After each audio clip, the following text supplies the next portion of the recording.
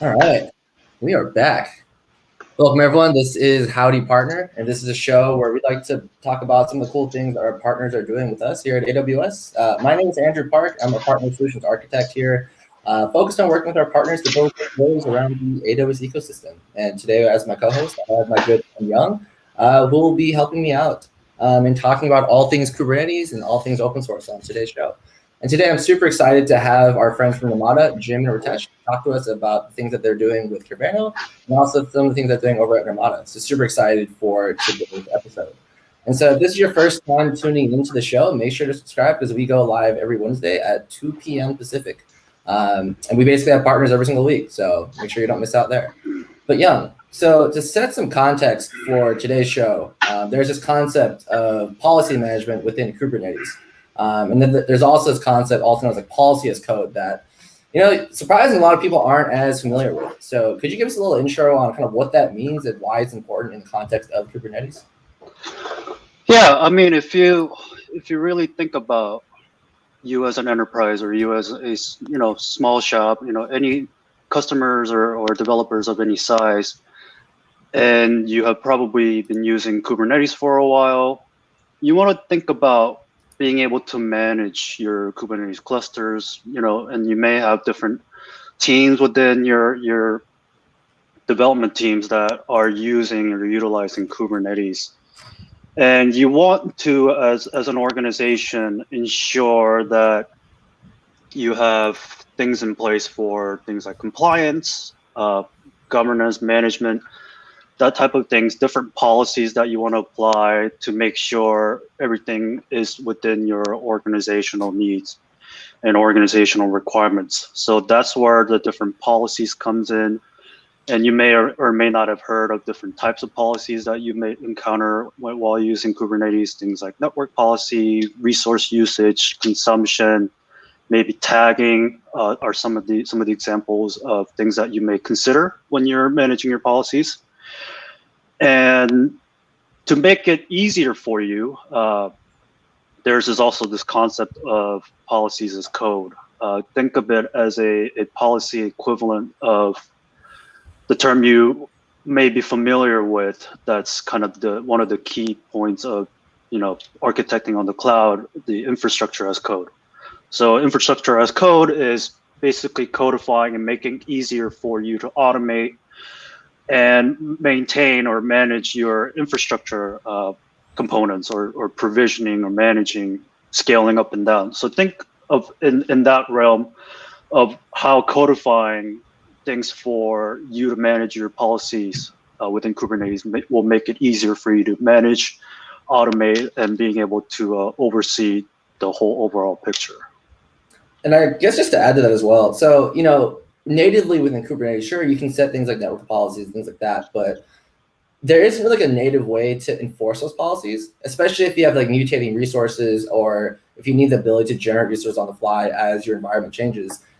This is typically where like I've seen a lot of trouble in terms of figuring out like what is the best way to approach this. And so that's actually really why I'm really excited to have the folks over from Nirmata on the show, just because I think they've solved a really important problem in today's climate when it comes to Kubernetes, because at the end of the day, like your environment's always going to change. And so your policies and the way you manage policies need to be able to adapt those changing environments. And so I think with what they've done with Kubernetes, which you'll find out real soon here, I think that solves that problem because that problem is growing very quickly with all the different open source tools that are being introduced into the Kubernetes ecosystem.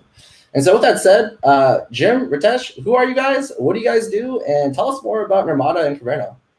Yeah, absolutely. Thank you, Andrew. Thank you, Jeong, for having us. Pleasure to be here and happy to talk about Kubernetes, Nirmata, and all things related to policies, right? So myself, just quickly introducing me. I'm a co-founder and the CEO at Nirmata. I've been working in the Kubernetes ecosystem pretty much since Kubernetes began, prior to that in the Docker ecosystem. And our focus is really to make Kubernetes easy to consume, easy to use, for enterprises, right, as they're scaling the number of applications, the number of workloads. And Kubernetes emerged out of some real world pain points we saw with customers. It started as a module in Nirmata, and then we spun it out as its own open source project. Now Kubernetes is one of the two policy engines, which are CNCF projects itself.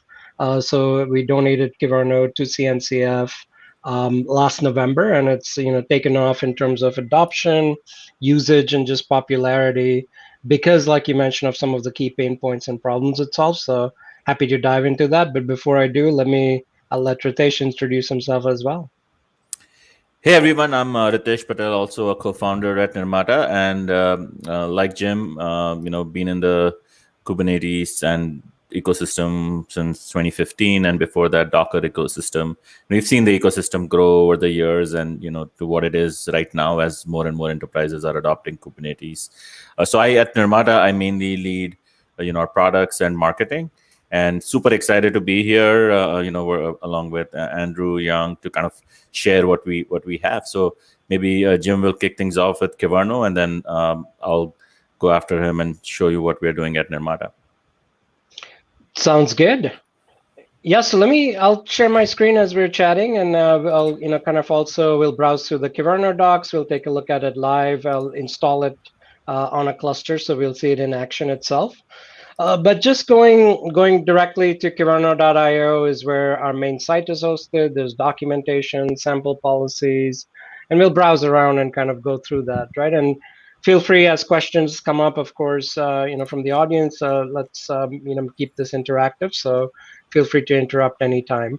One thing I want to kind of go back to is something both you, Andrew, as well as Jeong mentioned. So, policies, of course, when we think about it from the more traditional enterprise point of view, we think, okay, this is like boring, governance, compliance, that kind of stuff, right?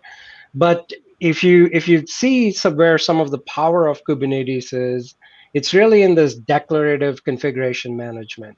It's this ability to describe the desired state and then have controllers go off and do things on your behalf, where they're kind of taking the real world state and making it match what you declared as your desired state, right? So that's where policies can play a very important role. And my prior lives were in like telecom, network management, which are fairly very complex systems, which have several different roles and actors. And policies kind of serve as a glue to bring all of these together, right? So here, and what we're talking about more is operational policies, policies which are running in the cluster. And really, we see policies as a contract between your developer and your operator and your security roles, all of whom, of course, have some very key interests in the cluster itself, right? And how how Kubernetes is working, what's going on in there. So quite simply, the need for Kyverno emerged as we were looking at these various roles, trying to coordinate efforts on Kubernetes. You have admins who are trying to manage multiple clusters and maybe common packages, like if they want for logging, for monitoring, for other security tools, things like that. And then you have developers and DevOps teams trying to deploy their workloads, right?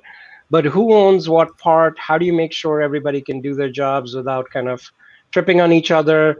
That's where policies again play a pretty important role. And the way Kyverno is designed is one of the things we wanted to do upfront is make it very Kubernetes native itself, right? So there are some things we all love, or maybe even sometimes, question or hate about Kubernetes.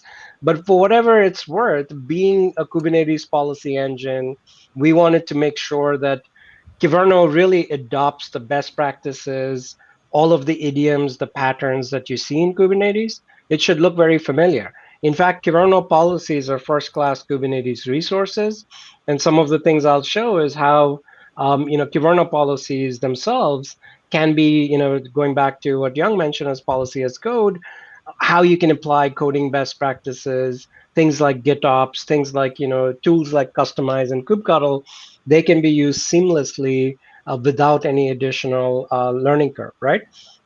So, but let's talk a little bit about how exactly Kyverno works in Kubernetes and what it does, right? So this is a quick high-level architecture of how Kyverno plugs in. At the top in the gray boxes, what's shown is a typical API request. And in Kubernetes, an API request goes through several phases before it hits etcd, which is, of course, the default data store, the default database of Kubernetes, right? So as it's going through these phases, Kubernetes is designed to be extensible. So we have the ability through projects like Kyverno to plug in logic into this. Now, of course, for those of us who can whip out, operators and controllers using, KubeBuilder or any such framework, you can write your own custom admission controllers, things like that.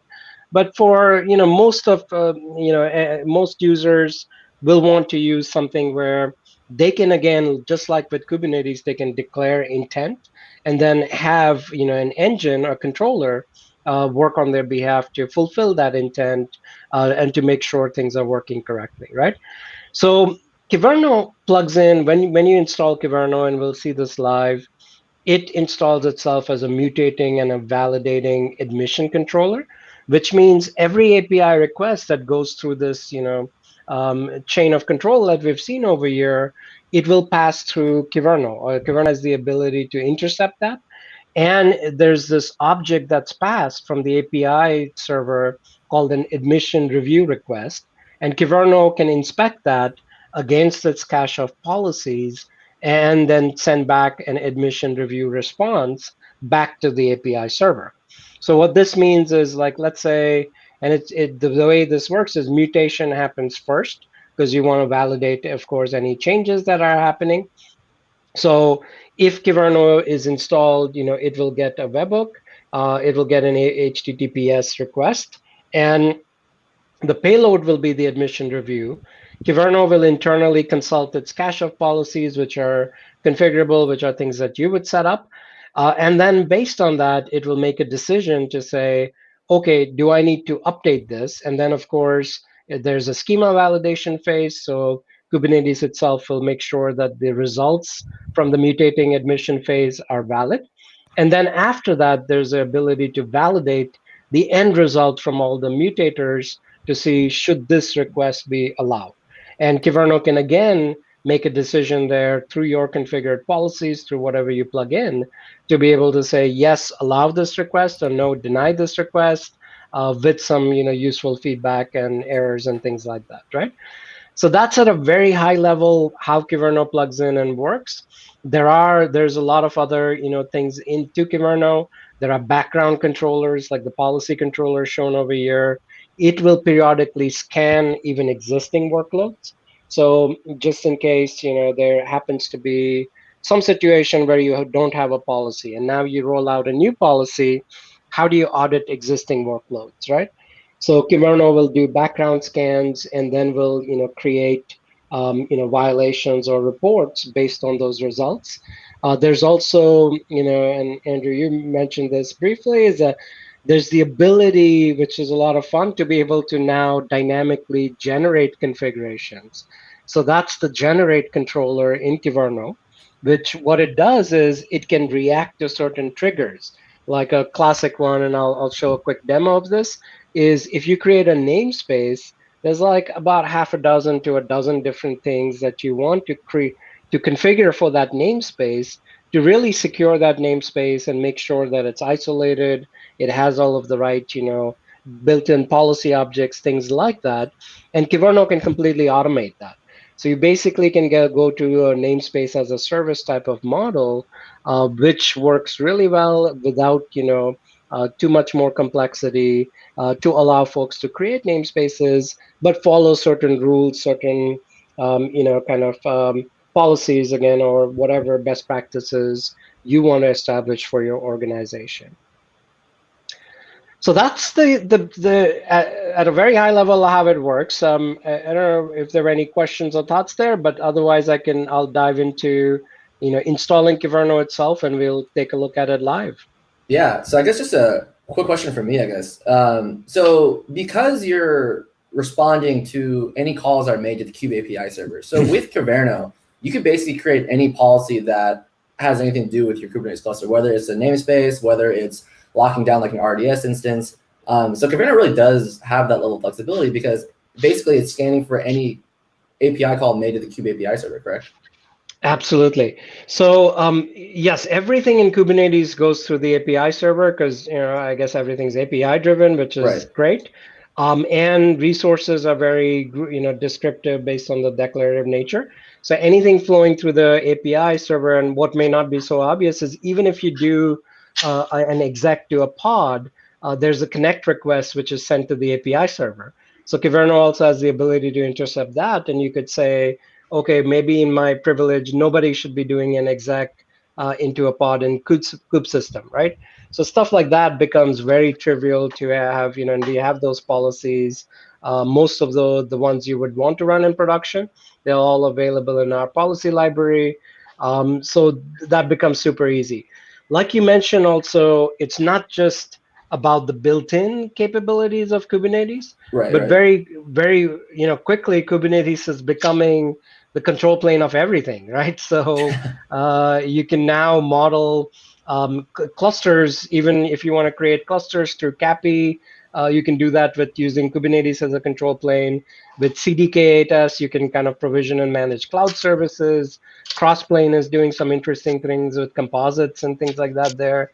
So Kyverno has complete ability to, and even with things like, of course, Istio and Service Mesh and other tools built on Kubernetes, all of those you can write policies for through Kyverno, and it has full visibility into each of those changes going through the API server. Well, I think that's what I really like Kyverno as a policy engine is the fact that you guys can actually generate new policies based on specific events. Because I think if you think about the landscape right now, I can't really think of any tools that will actually generate those policies based on certain events. Because if I'm not mistaken, I'm pretty sure you guys are the only tool that actually does that, which is That's obviously right. very helpful for large organizations. Because if you have to manually go in and apply these policies every time a new event happens, like that's just not scalable, right? So I like the idea that you guys do that like in an automated fashion. But cool, yeah. So this is Kyverno. Yeah, I'd love to see a demo just because I think, for people that aren't as familiar with the tool, like this provides tremendous value.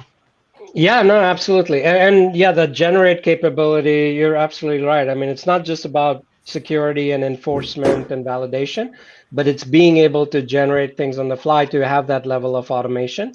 That's crucial to having a successful Kubernetes strategy and deployment, right? So I'll come back to the details of the rule, but let me just show the install experience and how, Kyverno fits into and then we'll look at some policy examples, right? So there's a Helm chart, of course. It's very configurable. It's on Artifact Hub. In fact, I can pop that open and show like some of the parameters here. So this is typically, if you're running in production, it's a very simple way to get Kyverno up and running. But what I'm going to do for this demo is I'm just going to grab the YAMLs and I'll install through this command line, right? So, and I'm not going to customize anything. I'm just taking the stock Kyverno and putting it on my Docker desktop cluster over here. So this pulls down a number of different things as we see, including some of the stuff you saw in the architecture diagram. There's a generate controller. There's some webhooks that got created, etc. So let's take a quick look at what exactly happened, right? So let's look in the namespace. And by default, Kyverno comes up as a single pod. You can configure this again through the Helm chart. You can have multiple replicas. So leader election, HA is now fully supported. And in a scale cluster, you will want to make sure that you have, the ability to have, and all replicas are active. So you can now have multiple active replicas, handling any of the API requests coming in, right? Because it could, depending on your policies, depending on what you're doing, it could get fairly chatty in terms of the API requests, but that will help in terms of scaling, etc. And of course, you can use, since it's just a Kubernetes workload, you can use things like HPA, etc. All of the best practices you could apply to different workloads. But looking at the logs of just the controller that came up, as you see, all it pretty much did is it came up, it checked for certificates, it auto-generated, so it registers securely with the Kubernetes API server. And then one of the things it does in here is it will not only look at its different config graph, but it also runs a leader election. Now, in this case, I just have one replica, so it doesn't really matter. But if you had multiple replicas, some of the background controllers will work based on this leader election. And then you see the controllers that we talked about, the policy controller, the generate controller, other modules starting up, right? And then it checks the webhook. Kyverno will automatically, self-heal also, like just like you expect other Kubernetes operators to behave. So if somebody accidentally misconfigures or deletes the webhook, stuff like that would be taken care of, right? So at this point, I have Kyverno running, but I have no policy. So if I do something like, get cpol is short for cluster policies, and if you do -a, it'll tell me, okay, I don't have. Actually, let's see.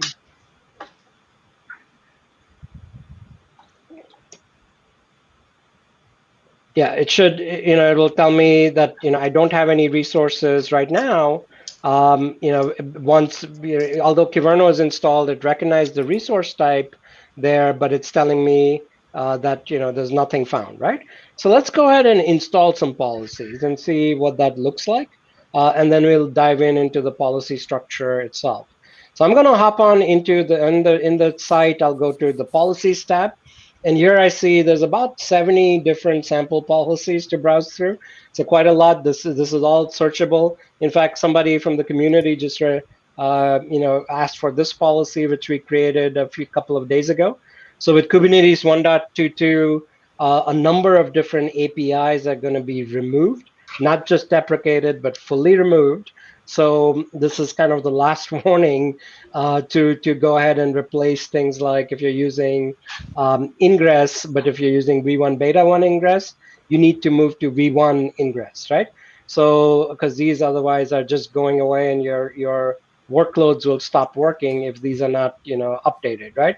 So this is an example of a simple policy. As you can tell, it looks at the API versions, it looks at various kinds, and it's checking to make sure that if those are running, then these would be either blocked if somebody's trying to create a new one of these, or they would be at least audited and reported so that the cluster admin can react to that and kind of fix things or inform the workload owners that they need to go ahead and change this. But what we're going to do for this demo, I'm going to apply pod security policies, which this is another interesting kind of topic in Kubernetes, of course, where there are built-in pod security policies, but they have also been marked for deprecation for different reasons. One of them was they were just very complex to use and complex to roll out in production. But what's happening is there will be some entry alternatives eventually to this, probably in the 1.25 timeframe. And the idea is that the community has standardized on something called pod security standards. Now, these provide 3 levels of security: privilege, which is kind of an allow all, so you don't want to run as this. But there's a baseline level and there's a restricted level. And Kyverno implements policies for each of these levels. And eventually, again, there might be some entry options. But with Kyverno, as you'll see, is you get a lot more flexibility in how you configure this on a granular basis, on a per namespace, per workload, and how you apply this, right? So the baseline level, these are some of the policies, like everything from checking from host namespaces, containers which are running with privilege mode, being able to add capabilities, touching host information like paths and ports and things like that. And then more hardening, if you want to kind of go with the restricted, which we recommend, is to to make sure you're running as non-root, checking for volume types, things like that, which it will automatically enforce, right? So what I'm going to do, and this is a good example going back to the whole policy as code, is I'm going to copy this command, and I'm going to put this set of policies in my cluster, right? So as you can see, what this command is doing is we're invoking customize, and we're kind of piping the output of what's coming in through customize to kubectl, which gets applied to the cluster.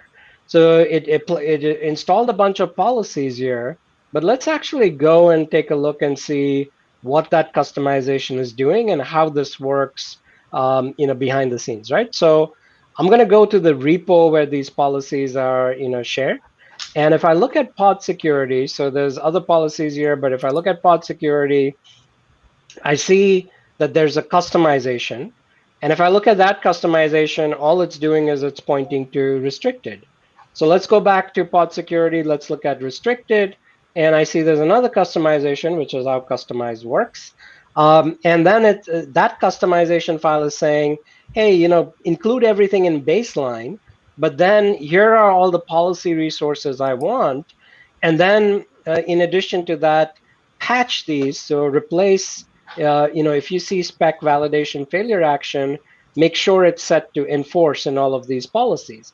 So if I go to any of these YAMLs, the validation failure action is set to audit, but this customized patch is now setting it to enforce before this goes into my cluster, right?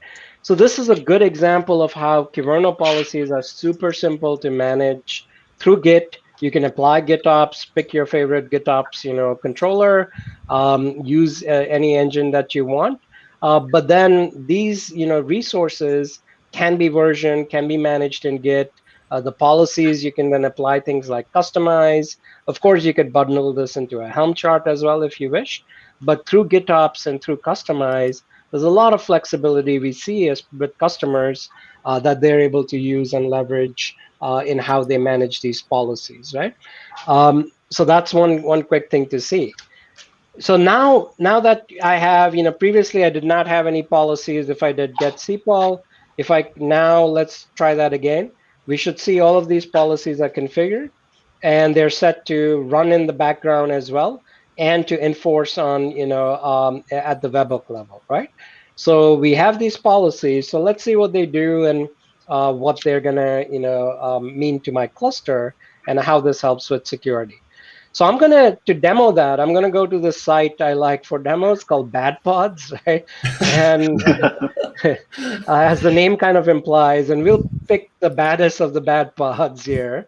So we're gonna go with something which is completely wide open. You should never run something like this. And I love this graphic. It shows all these doors open, right? So it's saying, there are pods running privilege. It's accessing host PID, it's accessing host path, your host network, host IPC, so on, right? And it has like different, things you can use for testing, everything from deployments to cron jobs, etc. So I'll go with just deployment, and we'll see what these. So we'll go to the raw YAML. Let's grab that, and let's just apply that. So if I'm, and this, by the way, here I'm getting it from the site Bad Pods, but this type of stuff could easily come down in a Helm chart, right? And how do you know? As an admin, you give someone access to a namespace, they try to run a Helm chart, and they might be unaware either what exactly that Helm chart is including. But now with Kyverno, immediately it blocked everything we saw that was bad. It told you, hey, no host namespace, no host path, can't run privilege. You should run as non-root, right? And it's telling you exactly where that is, which container. All of that is very simple, very easy to see here. So literally in about in a few minutes, you can go from insecure by default, which is what Kubernetes is, to a fairly secure, nicely constrained cluster. Of course, this is not, this is just pod security. So that's one part of your security posture. It's not everything. There's a lot more to be done, but it's a good start, right? If you're not running PSPs, definitely pick something that implements pod security standards, whether you go with Kyverno, some of the alternatives like OPA Gatekeeper, or even if you go with PSPs, you definitely want to have this pod security in there, right? So that's a very simple example of what just happened. This is mostly like validation policies. So we can go back and kind of take a look at what these policy structures look like. But let me pause there and see what your thoughts and questions are at this point. Yeah, totally. So I guess just for the folks that are just tuning in, we have our friends from Nirmata talking to us about Kyverno. And Jim just did a quick demo on how you can apply Kyverno to your policies that live within your cluster. And so I guess just to quickly summarize, kind of what I'm getting from this is with Kyverno, there are three main, I guess, points that Kyverno looks to solve. And they do it through three mechanisms that this is the way I would summarize it. So you can validate, mutate, and generate resources based on the current configurations that you have within your cluster. And so based on the example that you just showed, you were able to generate or block basically someone be able to give themselves basically super privileges as a developer, and it just automatically blocked them off right then and there. And so I guess a follow-up question I have to that. So once that happens, and I'm just thinking about this in a production level environment, if let's say a developer goes rogue and tries to do what you just showed us in your example, is there a way for Kyverno to integrate with, I guess, things like Jira or a notification system to where it will then either shoot an email or ping someone in Slack to the admin maybe saying, hey, like this developer is trying to give themselves X amount of privileges. You should probably go stop that. Yeah, so that level of observability is absolutely required, right? So 100%. Kyverno does a couple of things which help with that, and then there's other tools, I'll talk about, and Ritesh will also cover what Nirmata does to kind of complete that story. But Kyverno produces two things which help very helpful with that. One is if there's anything inside your cluster, it will produce policy reports for things like this, where you just want to know, hey, somebody even trying to, am I getting like a DDoS attack or someone trying to hack in and run like things which they should not be, right? So you will see there's Prometheus metrics which Kyverno creates, and then there's a tool. There's some in our community which was created called Policy Reporter, which takes on those both the Prometheus metrics as well as the outputs from the policy reports for the existing workloads, and you can pipe that into Slack. You can pipe that into things like Grafana, even with Loki for the policy report outputs. So there's a lot of flexibility in how you want to bubble that up into the management systems. But those tools are also required then to complete the picture. But our philosophy was of course, with Kyverno, and we're not reinventing the wheel. We're plugging into the best practices like open telemetry, Prometheus, and other things where we can just produce that output for other upstream tools. Sounds good. I actually had a question. Let me jump in here for a second. So you mentioned, kind of going back to here in the documentation, you have some policy examples.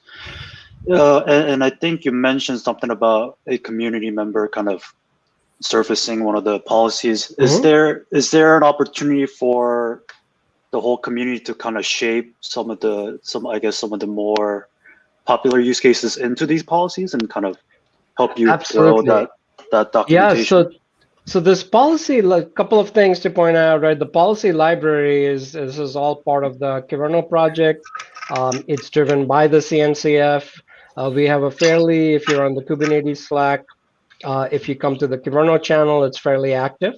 And we're always, are looking for more suggestions, more, sample policies, things like that to add in here.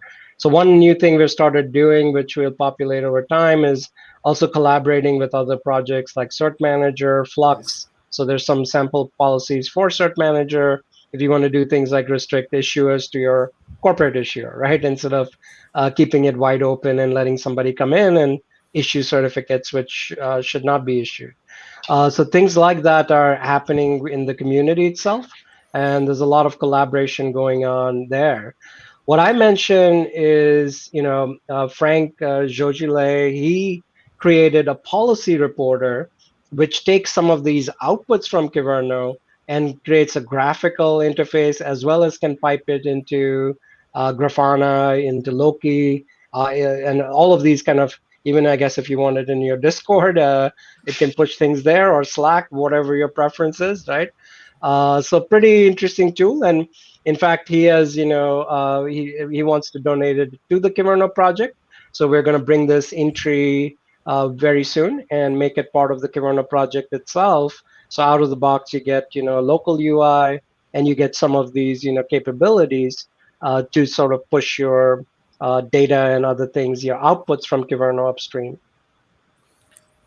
Yeah, it's really cool to see the community aspect of this, especially this being a CNCF project. I would have anticipated there would be a lot of crossover with other CNCF projects. So it's really cool to see the kind of this buildup of, I guess, a documentation or like sort of a deposit, if you will, like a hub. And I've actually kind of personally dived into the policy reporter, and I guess I'll be doing more of that since you kind of showed me what it's capable of, and kind of how you can extend into other resources that you can utilize. So absolutely. Great to see. Yeah, and feel free to, again, if you see any other things we could add, or any other ideas, like definitely any of our community resources, like the Slack channels, the GitHub, of course, they're all fairly active. So just come on by, and definitely always looking to improve and grow this, both the set of libraries with other projects and collaborations that we're doing. So we've talked to folks from Crossplane. We're talking to even I know there's already libraries out there for some EKS best practices, things like that. So definitely interested in seeing that grow beyond just Kubernetes, right? Into other things we could have here as part of the built-in samples. Solid. Sounds good. All right. Yeah. So with that said, what else can you show us about Kyverno that people should know about before diving in? Yeah. So let's dive in a little bit more into details about the policy structure itself, right? Because I think it'd be fun to look at a few samples in detail. So Kyverno, the way a policy works is each policy has one or more rules, and each rule has this match clause and an exclude clause. So you can have very granular. You can do things like, okay, I want this to apply to all pods, but I want to exclude maybe kube system as a namespace, or I want to exclude if a cluster admin uses it, I want to exclude that, right? So you can have as much control as you wish, in this match and exclude type of capability. And then once that's done, you can then either have rules to mutate, to validate, to generate resources based on your policy logic, and you can combine all of these together into a policy that you want to use, right? So that's how basically the match, exclude, and all of this kind of come together, and a Kyverno policy is written, right? So looking at some samples, so this is I'll show a sample of a policy which actually now generates. We talked about that, right? So I'm going to clean up my other stuff. Let's actually get rid of this. So we'll just kind of reverse this command, or we'll, instead of apply, I'm going to do a delete -f, or I could have just removed all the cluster policies locally. So I'm going to start clean, and then we'll just try a couple of these generate examples, right? And what I'm going to do here, so typically if you want to run a multi-tenant cluster, what we recommend, and Nirmata again helps automate a lot of this stuff, but underneath the covers, if you are doing it through Kyverno policies, you want to make sure things like quotas, things like simple stuff like, let's say you want to make sure that you want to add some automatic namespace labels of who created it, right? So extremely easy to do with really like about 4 lines of YAML. Now you know which user or service account created that particular namespace. So things like that become simple. You can also enforce, like if you want some standard labels, right? So that, of course, is always a best practice when managing infrastructure. So similarly, if you're managing Kubernetes resources, this policy, very simply just says every namespace must have a label with the key of type and with a value of small, medium, large, right? So I'm not going to install all of these policies, but I want to kind of just play with this network. Let's see how the generate works, right? So I'm going to copy this path, and just looking at the policy before I install it, what it does over here is it's saying every time a namespace is generated, right? So that's the trigger, or when a namespace is created, I want to generate a network policy for that namespace. So I'm going to put it in that particular namespace, and I'm going to set, this data, whatever's in data, here's my spec for my network policy. So this is very simple. I'm just going to deny everything by default. And if the namespace admins wants to open up some inbound or outbound traffic, they have to go and do that explicitly, right? So that's all, in about 20 lines of YAML, you get this powerful capability of now each namespace has your network policy, generated by default, independently of who or how the namespace gets created. So let's go ahead and apply this. So I'm going to say, just again, I'll just use kubectl, create that policy. So it got created. So if I do a get cpol, we'll see we have only that policy now. And all I want to do is I want to say create namespace. Let's call it test1. And if I now do -n test1, if you do get netpol, what we should see is sure enough that policy is there. Another kind of feature though, and since I'm running as cluster admin, I can pretty much do whatever I want here. But one other thing you might have noticed is your had synchronized as true. What this does is also pretty slick and powerful, right? Because what it means is if I change that network policy, all of my downstream namespace network policies will also get changed. And if somebody goes and decides, like I'm about to do right now, let's say I say, hey, you know what, I know how to delete stuff in Kubernetes. So what if I just delete this network policy, right? And I don't want this restriction to apply. And because I'm cluster admin, by the way, I can do this. If I was just a namespace admin, of course, the way you would set this up is you don't allow your namespace user to delete this. But now when I did this, what you see is it was created about 7 or 8 more seconds ago. Now it just got recreated. Kyverno is automatically looking in the background and saying, wait a minute, you just deleted something that the admin wants to make sure exists. So Kyverno goes ahead and puts it right back. And again, of course, the ideal way to prevent this is just block that request through RBAC. But even if that's missed, if somebody gets access and tries to, tamper around, Kyverno is always sort of checking and watching and can regenerate or change things on the fly. So that's just a quick example of the generate policy. I mean, one thing which is pretty interesting is you can even have namespace policies. So if you want to generate a certain set of policies by default using a policy, you can even do that, right? And this way, if you have specific workloads in a namespace, maybe you just create, based on that workload, you can create a specific set of policies to put into that namespace. So this is Good. this almost acting as an auto remediation then, just by essentially one line trigger, you're enabling any kind of unintended or malicious, otherwise, things from not really harming any of your cluster, right, or the components of it. It's pretty powerful if you really think about it. It is. Yeah, you can also, like, of course, there's the ability to also mutate things. So we looked at validate and generate, but I won't go through a full example, but if you want to do That's actually exactly what I was going to ask about. So it's perfect. Yeah, so if you want to, one common use case, of course, is we all want to kind of, inject sidecars and things like that. So you can have, again, there's other controllers which try to do that, but it's trivial to do with Kyverno. Here, for example, is injecting Vault, as you see here, and all of that can be done through a pretty straightforward policy.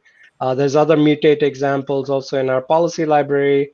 So this one, was also contributed by our community. So this one is kind of interesting, the node selector one, right? So based on, if I want to, based on a label or based on some other trigger, somebody just asked on our Slack channel is like, can you check if your pods do not have resource quotas and things like that specified? They want to then put those particular pods, isolate them on a specific node, right? So that can be, and we'll add that to the samples as well. But it's very similar to this, except the check is a little bit more complex because it's checking for whether there's resource quotas, right? A few other things you can do with Kyverno is you can also look at the you can look at API sort of requests if you want. So for example, or actually you can look up things from the API server, right? So one example of that is, let's say if I have an ingress rule and I want to make sure that in my ingresses are unique, right? So let me see if I can find that policy. This is it. So what this is doing is it's making, as part of the policy execution, it makes an API call to your Kubernetes API server.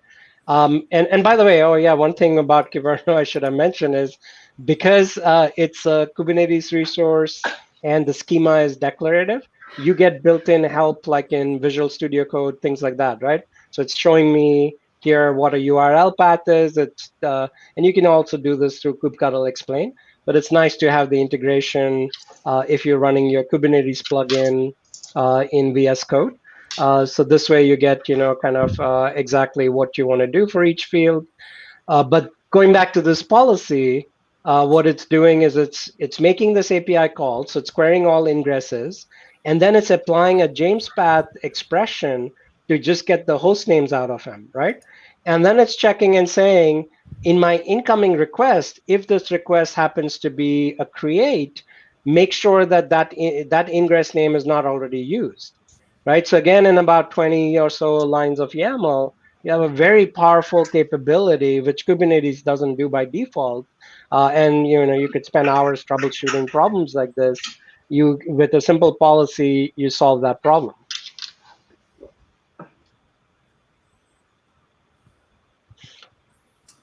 Yeah, Nice. so several other examples, but let me, I think I'll pause there. And I know we wanted to cover some things on the Nirmata side, and then we can come back and go into more, if we want to, into more kind of other examples as well.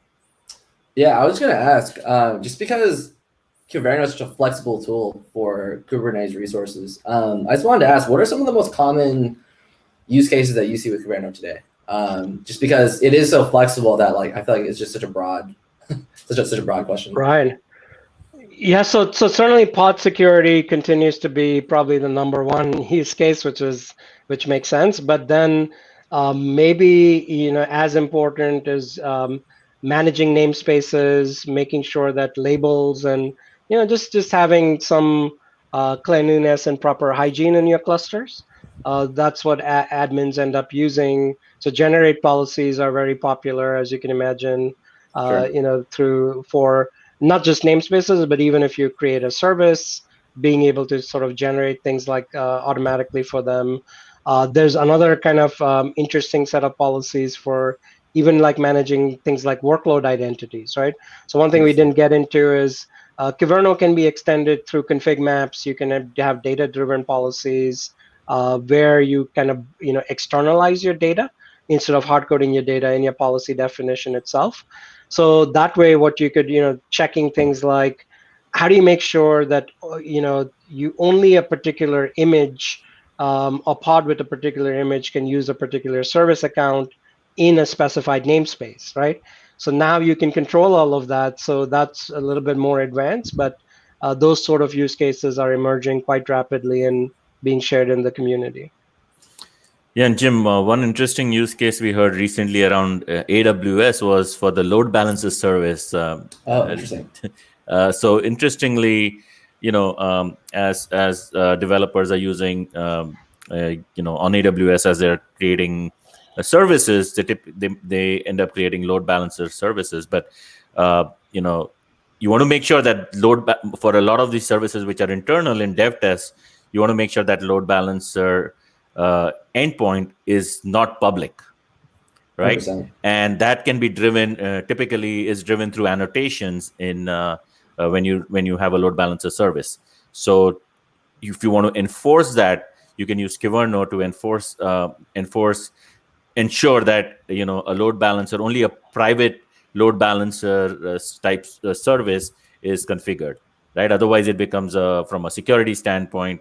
Now your service is accessible from outside, but you can enforce that through Kyverno. And that was a very interesting use case that came up from actually one of the users had blogged about it, which was very interesting.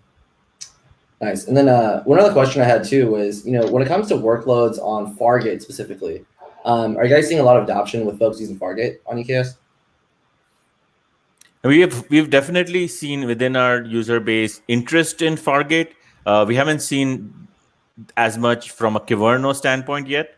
We haven't seen, folks applying Kyverno policies to that, but there again, there could be a lot of interesting, options, and we were discussing about it because Fargate is very, from it's kind of different compared to, you'd use when you would use, a full Kubernetes, Right. cluster, like an EKS. So there's definitely, like, for example, one example was a lot of times, companies mandate certain tools or certain, like, say, monitoring or security or some of those tools to be deployed on every node in the cluster, right? A lot of these daemon sets have to be deployed, and with Fargate, those I think you can only deploy you can only deploy like a single pod. Basically, an instance is spun up for that pod. So using the sidecar kind of approach that Jim talked about is an option with Fargate. We haven't seen that was just a idea that came up. We haven't seen that in practice, but that could be very interesting. Sounds good. And the reason why I wanted to bring it up, because typically when people use Fargate, it's not necessarily just for the fact that you don't have to manage the underlying infrastructure, but it's a security requirement as well. Yeah.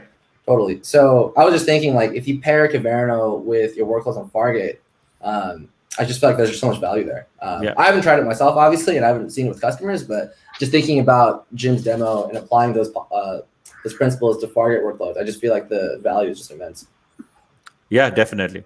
I think that, and then we've been also kind of looking at some of the other projects like Bottle Rocket and others to totally. kind of again provide that end-to-end security at every layer, right? The infrastructure.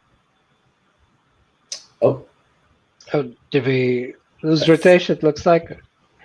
I think it dropped. Okay. No worries. While he comes back, Jeong, who are we? What are we talking about? And what is this crazy show that we're on?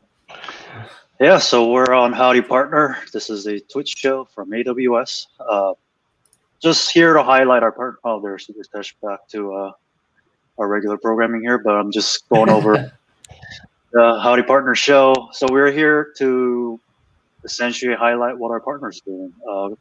We have today Jim and Ritesh on Nirmata talking about, so far, talking about Kyverno and how you can apply different policies very easily to be able to do a lot of cool things. And Ritesh was just talking about sort of the different use cases and kind of, I guess, the next step or some of the things that they are looking into when it comes to integrating it into some of our other services like Bottle Rocket when we drop for a second. So I'll give the floor back to you. Yeah, no, just to complete that thought, it's all like Andrew mentioned, it's really providing that security at every layer, right from the infrastructure to like the operating system that's running on your nodes to the container configuration, and to all the way to the image itself, and making sure that you're not kind of faced with like a supply chain attack and things like that, validating and making sure the image deployed is actually the right one or the legit image and so on, right? So there's so many different layers, and providing that end-to-end capability is super interesting. Nice. So aside from Kyverno, you guys also have a product known as Nirmata, and that's how I was introduced to you guys, and that's what I was first kind of playing with when I first started working with you folks. You guys talked to us a little about Nirmata, what you guys are doing with that, and kind of what the motivation was to start that project. Yeah, so Nirmata, like we mentioned earlier, we've been kind of in the cloud native ecosystem probably for like over 6+ years. We started out with providing a cloud-based management platform for just Docker containers, right? And applications that are built using Docker. And then fast forward 2017, as Kubernetes emerged as that orchestration layer, we built out a set of platform capabilities on top of Kubernetes. So essentially, the idea is to enable platform teams to deliver Kubernetes as a service, no matter where the infrastructure is, right? No matter what cluster, how they provision the cluster. And from that kind of experience came out, Kyverno, and we kind of had those capabilities in our platform. We open sourced it in 2019 and now donated it to CNCF. Now, what we are doing as part of this journey is also simplifying the operations and management of Kyverno. So what Jim demonstrated and all of the stuff that you saw, if you're using a single cluster, it's great. But as we know, there's a lot of enterprises, a lot of users. They end up using multiple clusters. There's kind of like dual philosophies. Some folks prefer having one cluster per team or one cluster per app. Others prefer having large clusters which are shared. So either way, I think the key is if they want to use Kyverno, how can they streamline the management of Kyverno, right from deploying Kyverno itself to deploying the policies and basically policies as code, and then getting visibility into all of the violations and all of the different kind of policy reports across all their clusters. So that's where we earlier this year we announced the Nirmata Policy Manager for Kubernetes. It's a SaaS-based product which focuses on just policy management and streamlining, Kyverno policy management across multiple clusters. And I can share a quick demo of what that looks like, for our viewers. Yeah, let's do it. All right, so let me just share my screen.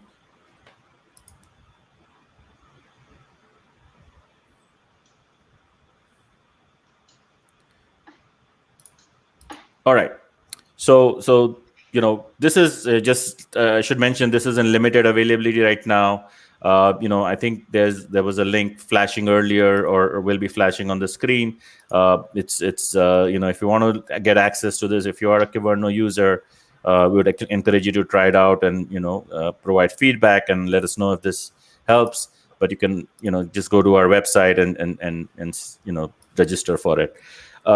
So what I'm showing here is our high-level dashboard. Earlier today, I already onboarded a cluster into the policy manager. So it's showing me that I have a few different policies deployed. I have some violations. Here's a quick snapshot of violations by cluster. Since I have only one cluster, it's not telling me much. Here's the information by different category of policies. You can categorize your policies into different categories, and that can be displayed in a graph. Now in Nirmata, essentially now we have a few different things, and I'll start with describing what a policy group is. Policy group is basically a collection of policies which can be stored in a Git repo, right? And it's backed by a Git repo. So we have this this Git repo that's where we store a lot of the policies that are curated, and for our customers, and it's grouped by different types. We have the pod security policies, we have the multi-tenancy, we have best practices, and so on. So you see, we have the same kind of same grouping for the policy groups over here, and each policy group now you can see all the policies, but then you can roll out these policies to clusters. Right, so I have one cluster. I've already rolled out the policy to that cluster, so it's showing me as that rollout is completed. If I go back and if I look at other policy groups, it's the same. I'll see the same, that this policy group has also been rolled out. So let's take a look at quickly the cluster that I have here. Right, so I onboarded this cluster. It's an EKS cluster that I created from the AWS EKS console right here, and it when I onboarded it actually installed Kyverno for me, and then started showing me the policy violations. And I'll go through this process, kind of show how simple that is. So here, if I click on the policy violations, now I can browse through my cluster and see exactly where these policy violations are, and I can actually drill down and look at which resources have those violations. So looks like I have an Nginx namespace which has a deployment and a service, and in deployment I have 6 policy violations. And if I click on that, it can tell me that here I'm violating this policy where I'm not running my pod as root. So it tells me, the details, gives me the details of why this policy failed.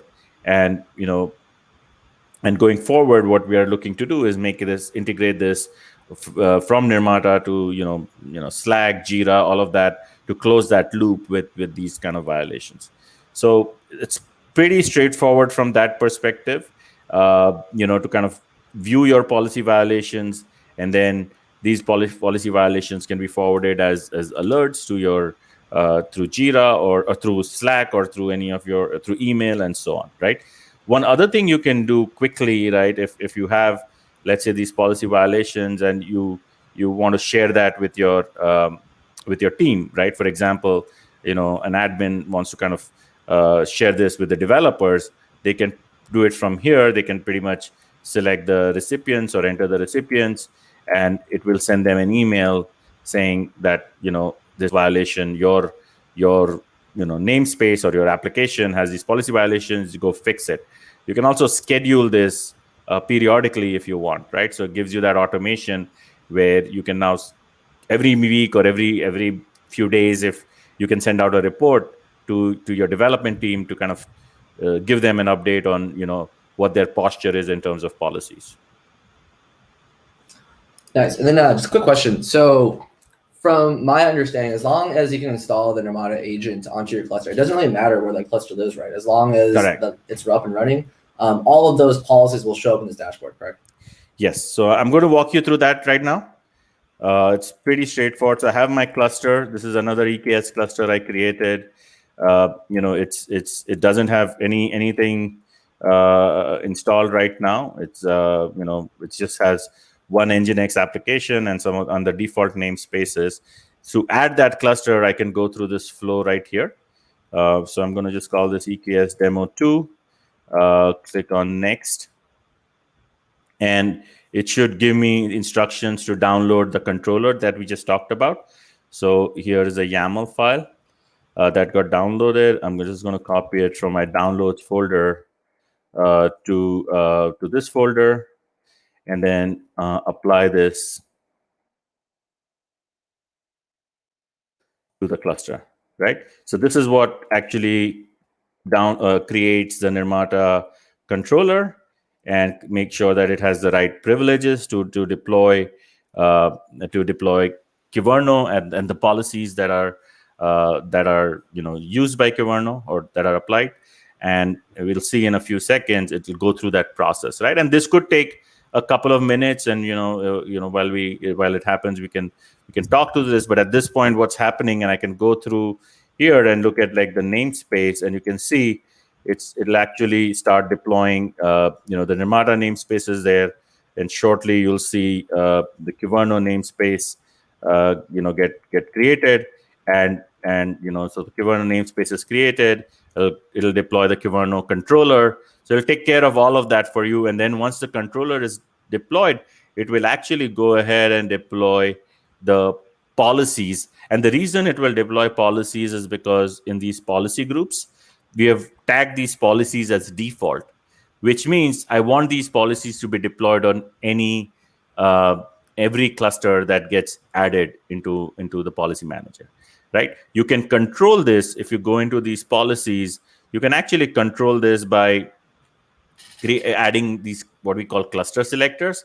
So you can label. So for example, if you have a set of policies that you just want to deploy on EKS clusters, you can label those policies or label those clusters, and in the policy group you can add a selector so that only those policies get deployed. So you can granularly deploy these policy groups to different clusters. But that's kind of what it takes to onboard a cluster into Nirmata, and it's kind of going through the configuration. It's it's kind of deploying the add-on and the policies and so on.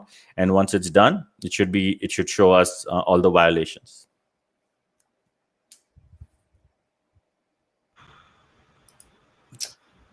Any questions? Anything else? Andrew, yeah. I've used the platform before, so I'm familiar with this. Awesome. Let me see if there's any in the chat. Any job for a Brazilian junior developer? Maybe check our job boards. But in terms of the actual product itself, let's see. Yeah, no, this is pretty straightforward to me. So there's no questions of mine. Cool. So the one other thing I can just quickly show you is, when I talk about policy group, what does that mean, and how can you add the policy group, right? So here I have another repo where we have some policies which we had created to demonstrate PCI compliance, right? And that's an interesting use case also that's happening. By the way, now you see my policy groups are kind of showing a state of executing. That means they're being deployed on that cluster I just added. So it's all happening automatically while we are going through this. So here I can create a demo policy group. Since this is a public repo, I don't really need credentials, but it supports private repos as well. And then I can select my directory here, and pretty much that's all it takes to create the policy group. Now, what's happening here is when you create a policy group, we are pulling down all the policies, from Git, and making sure that those can be applied. So we create what we call a version. We version those policies in Nirmata and then deploy those versions to the cluster. So you can actually see now, if you go back to one of the other policies, we have these different. Now we have both of the clusters policy deployed to both of these clusters, and we can see that this is the current version, right? And if we made changes to the policy, it would create a new version for for that new version and deploy that version to all of the clusters. So quick question. So if I make a change to one of those policies within the Git repository, does the Nirmata platform automatically pick that up, and it will then automatically? Oh, okay, nice. Yeah, it does, because that's really what it comes down to, right? So it can actually, it periodically, synchronizes with Git, and like if there's a new commit, it will pull it down, right? Or you can manually synchronize it if you want to. Totally. So that's kind of gives you that end-to-end policies as code. You don't need to if you can do something similar, kind of sort of with other like Argo CD and others, but this gives you that complete end-to-end solution, and you don't have to kind of add or mix other tools to get this functionality.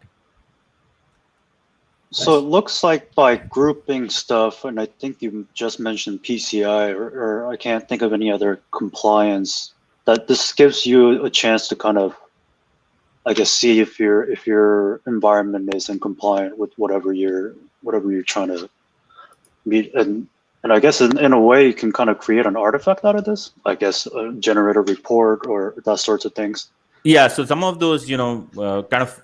When you talk about PCI, SOC 2, and things like that, there are a lot of different kind of policies that can contribute to to that kind of compliance, and there has to be a mapping that needs to be done. So we haven't completely done that mapping yet, but here this particular policy, all it does is it if you for PCI compliance, it allows you to specify which if you have a PCI compliant workload that needs to be PCI compliant, and it can only be deployed on a certain set of nodes, it adds a node selector which ensures that workload is only deployed on that node. So for example, if you see the policy, it says, okay, if this namespace if in this namespace is is marked as or classified as PCI, make sure that all the pods go into this land on nodes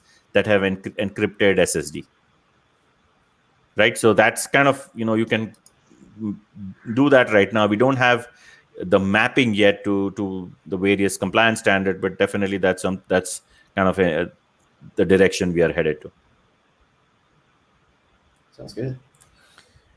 So and apart from the other thing about this grouping the policies, like I was mentioning, is also getting the ability to deploy these policies only on specific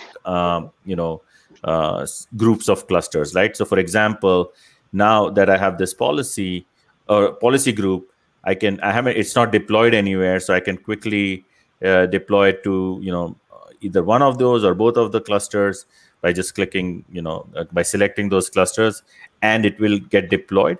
And in the future, I can add a label over here saying that if this policy should be only deployed to clusters which have this specific label, right? So if so that way it's not going to be, and I can disable. So by default, it's not, the default is set to false, so it's not a default policy group, and it will only deploy on these set of clusters. So that's kind of how these groups work, and then you can, through the based on these groups, you can kind of decide how you want to what type of policies belong together and should be kept separate. Nice. So with that said, you can basically use the Nirmata platform to really manage your whole Kubernetes environment, just because you can add clusters, you can deploy those policies to your clusters. There's basically built-in GitOps. Anything else about the platform that you want to call out that maybe I haven't talked about yet? Yeah, so the policy manager itself is a kind of like a purpose-built product offering for policies, but then the broader Nirmata platform includes the policy management, but also includes application operations and cluster operations with you can deliver clusters as a service, namespace as a service, deploy applications through GitOps. We are working on some other more interesting use cases around deploying complex applications with dependencies, which require special type of orchestration. So there's a lot of things even on the platform that we are adding to kind of address all of the requirements that our customers have. Nice. Yeah. So one common kind of use case we see very often is, if you think about clusters and how things are evolving, there is this need for some central operations, and then other teams sort of being, even if you're using, one cluster per team or one cluster per app, so you're doing clusters as a service, you can spin up clusters pretty quickly through EKS. But now, how do you make sure that each clusters are provisioned securely with all the correct configurations, with the right policies, and with the right packages you need for monitoring, logging, things like that, right? So the Nirmata solution can provide that central ops, completely transparent to your end developers, others who are just using kubectl and others, but it gives these central security and DevSecOps teams the ability to kind of retain that visibility, governance, and security best practices across all of these, right? So much like, again, if you join an enterprise IT gives you a laptop or a machine, and they have some of their security stuff configured, which can be upgraded centrally. Same thing, right? That's what Nirmata does with Kubernetes clusters now. Yeah, that totally makes sense. And it almost feels like you guys are providing like a blueprint for your security and operations team, so that every time a new cluster is deployed, it's just like, hey, all these policies need to be applied as soon as this is deployed. Because I can imagine a world, because this is when I was learning Kubernetes, there wasn't like an automated way to do that. Like as an administrator, you had to go in manually and do it every single time, and it was just miserable, right? So I think it's great that you guys have provided this option for people now. Yeah, and Kubernetes is pretty fast moving. So every new releases, there's new policies, there's new things coming up, any new workloads. So it's a daunting amount of stuff to keep up with. So it's very interesting what you just said, right? Because self-service is, of course, very important, and everybody wants to enable self-service. And security is also very important. And doing one or the other is possible, but doing both together seems like extremely difficult, right? And our whole kind of what we said, several years ago is, okay, how do we provide secure self-service of Kubernetes? And that's the problem, Nirmata solves. Well, it's funny because I feel like there's still this misconception that Kubernetes is just magic, but in reality, it can provide so much complexity that folks aren't ready for it. But I feel like with Kyverno and Nirmata, it kind of does feel like magic, because once you define exactly how these policies should be enforced, It kind of just does that for you under the hood. I think that's like the actual magic. So yeah, I think the things that you guys are doing for Nirmata and Kubernetes are extremely valuable for anyone using Kubernetes. Let me ask you this. Are there any features or like a public roadmap that people can follow in terms of both Nirmata and Kubernetes for features or anything else like that? Yeah, I'll let Ritesh answer on the policy manager and Nirmata side, and I can then talk about some of the things coming up in Kubernetes.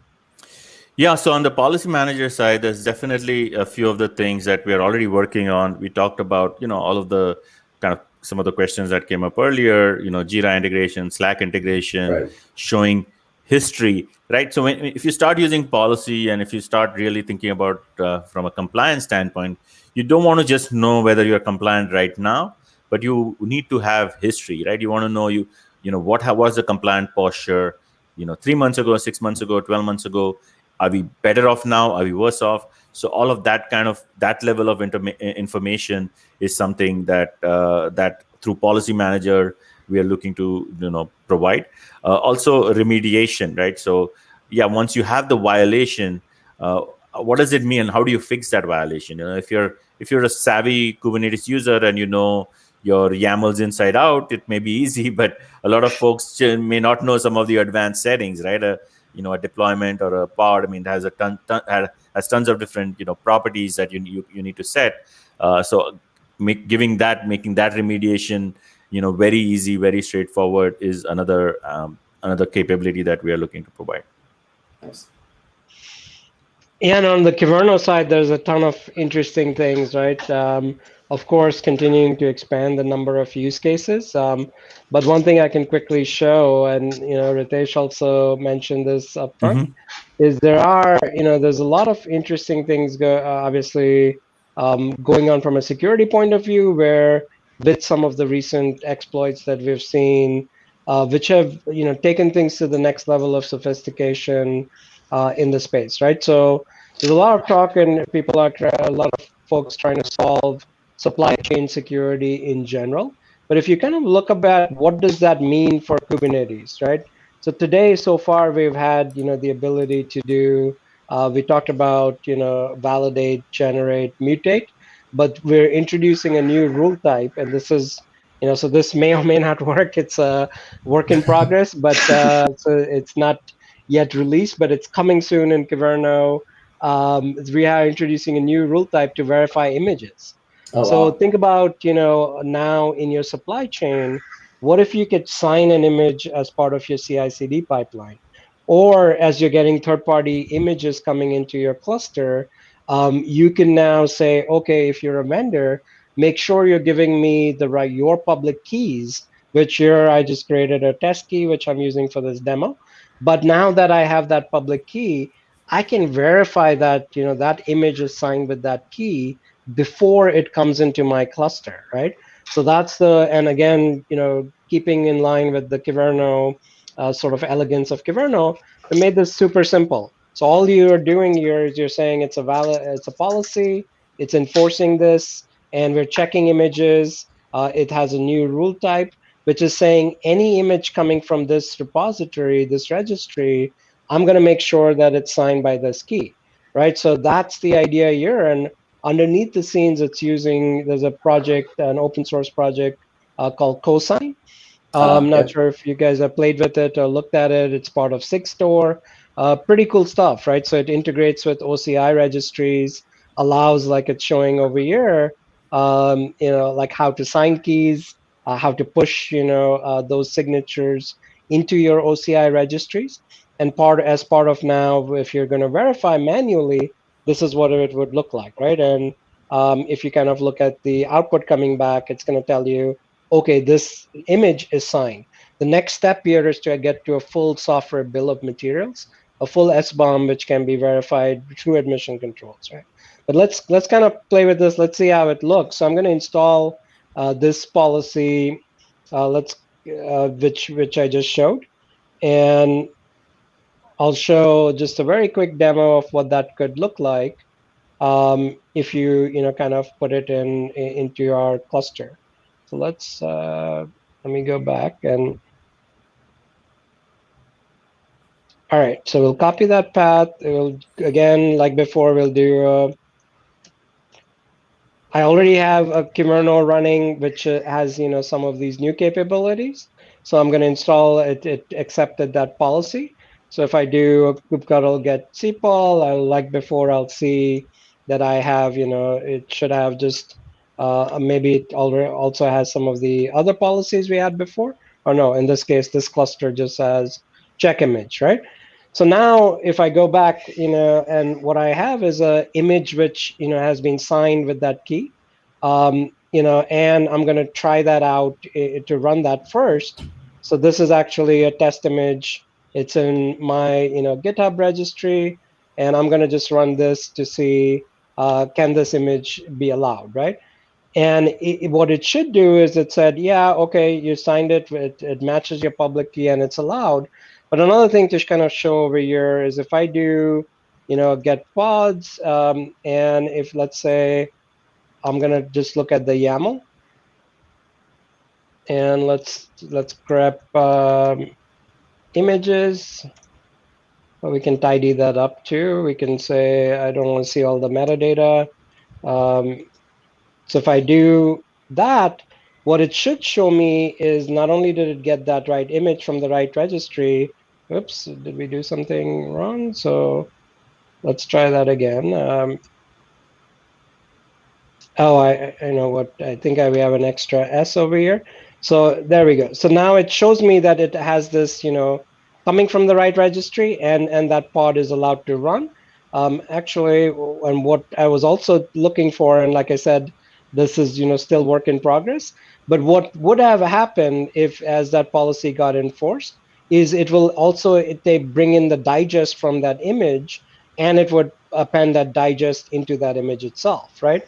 And now, if at the same time, if that image is not verified, I would expect it to get blocked, right? So let's see if that works. But if it, otherwise, I can share the link to where this the entire demo is. So good, at least this part worked, where it's saying that this signature was not found because this container is not signed, right? So immediately you get one part of your supply chain security posture, especially when it comes to Kubernetes clusters. You can verify that not only are images coming from the right registry, but they're signed, and haven't been tampered with as they're kind of delivered into the cluster. So pretty excited about this feature, and it's coming soon in Kyverno. It will also be, part of course, Nirmata's policy manager will integrate with the CI/CD pipelines and complete this whole, kind of story end to end. Yeah, I know. I was literally just about to say that is that yeah, I feel like with Kyverno, you really do get the end-to-end security, which is fantastic. I don't have any questions just because yeah, I think you guys did a great job diving into Kyverno and all its capabilities. Jeong, did you have any questions about Kyverno, Nirmata, or anything else that we talked about? No, I think it's been a great presentation from the both of you, and probably as an evidence, there has been no question in the chat. I guess you guys pretty much covered everything, plus our questions. I think we pretty much dove deep into the different features that you provide. And I'm actually excited to kind of continue playing around with it myself. I delved into Kyverno a little bit, but there's obviously more that I learned today. So I really appreciate the both of you jumping on. And I guess as sort of a extension of that, where should somebody who's looking to get their feet wet start? As far as is it just getting the Helm chart, installing it, and just diving right into it? Or is there something they should look out for? Documentation obviously is a big thing to kind of get familiar with some of the things that we talked about here. So maybe if you can speak into that a little bit. Yeah, so I guess the easiest way to start, if you want to try out Nirmata, just the policy manager for Kyverno is the simplest way to get Kyverno not only installed correctly and up and running, but also all your default policies that you would want. And Nirmata curates those and will continue to, as Kubernetes changes, things evolve, we will continue to push and manage those. If you're looking at the open source side, just kyverno.io is your friend, right? And the Slack channel. So on kyverno.io, if you click on community, you'll see that there's a Slack channel, there's a GitHub. So either way, through GitHub issues or Slack channels, pretty active. There you can reach out to the community, and certainly, any help or anything you need with policies, don't hesitate to ask, because people are always kind of looking for ways to simplify and improve on that. And I guess they could always get a hold of you via Twitter, I guess. Absolutely. As your Yeah, handles true. are displayed over here. So. Here's a cool question. So I know for me, I've gotten a decent amount of questions about, how do I get started with open source? If I find a project that I'm really passionate about, what are the best practices and how can I get started? So as Kyverno is an open source project, how would you guys recommend someone to not only contribute to the project, but also just get started in open source in general? Yeah, no, great question, right? And something we also along the way sort of, as we went from more, enterprise and other software development more into open source, I've learned. So first off, CNCF, and kind of a shout out to all the CNCF communities. It's a great set of resources. 100%. We have a lot of student contributors, others who come in, very new to open source, and it's a very welcoming and open community as well, right? And certainly grateful for them for even like all the support for Kyverno and how it continues to grow and extend. So certainly, like for anything Kubernetes related, Kubernetes is governed by a set of SIGs, special interest groups, and then there's working groups. So I contribute to multiple working groups, to the policy working group, which of course relates back to a lot of what we're doing with Kyverno, the multi-tenancy working group, and a few others. So getting involved in those, if you kind of Google Kubernetes, SIGs or working groups, and anybody can attend these meetings. They're open, they're public. Anyone can, also of course join the Slack channel and listen along. So that's a very easy way to get involved in some of the Kubernetes communities. And similarly, CNCF has a very similar structure, right? So they used to call them SIGs as well, but it got confusing because there was a SIG security in CNCF and a SIG security in Kubernetes. So now they call it TAG, Technical Advisory Group. So and I think security tag is called STAG. So My God. so keep up with all the acronyms. But man. yeah, so joining those meetings, they're super, very friendly and very, a lot of the supply chain work is happening in those groups, right? So that's a great place to learn, get involved, look at projects which you might be interested in. And then of course, every project has their own Slack channel and follows also similar, structures. Like, so with Kyverno, we have two different community meetings, one for all end users and one which is more for maintainers and contributors who are more kind of doing things at the code level, right? So every second Wednesday we have an end user meeting. Every week, every Thursday we have a contributor meeting, and new people pop in all the time. So you don't have to be an active contributor. You can just come in and listen in and see what's going on and see if anything gets your interest. Solid. So for folks that just want to learn more about Kyverno and Nirmata, where else can folks go to get more help or resources? Yeah, so Kyverno, certainly, I mentioned some of the Slack channel, the community, those are the best resources. But Nirmata also, if you just go to nirmata.com, we have, a chat kind of message over there, or we're fairly active on Twitter, on LinkedIn. So just pick your, I guess your favorite social media platform and find us there, or just reach out directly also to Ritesh or myself. What's funny is when I first signed up for Nirmata, just to play around with it when I first met you guys, I think the first thing that happened when I went into the platform was Ritesh messaged me on the platform, and I was like, wow, that's good service. So yeah, totally, totally agree. But other than that, thank you so much you guys for coming on.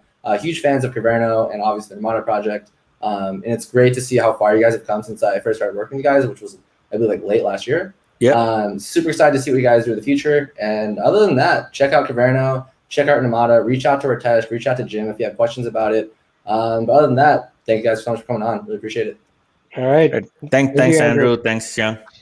All right, Thanks, guys. We're like I said before, we're here every Wednesday at 2:00, and we do have another special guest next Wednesday. So make sure to tune in next Wednesday, same place, 2:00 Pacific. But other than that, signing off. Oh, we forgot one thing. Oh, So here and you know, we kind of get carried away every once in a wait, while. you gotta but tell him he's not here anymore. So you have to give him the background story before we do this. I don't actually know the background story, so maybe you should cover that. Okay, so Howdy Partner was founded by, he's not here anymore, but it was another SA who is from Texas. And so it was, he named the show Howdy Partner because, you know, he's from Texas.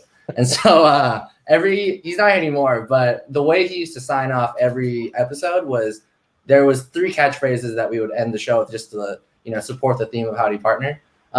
So I'll let Jeong give 3 options.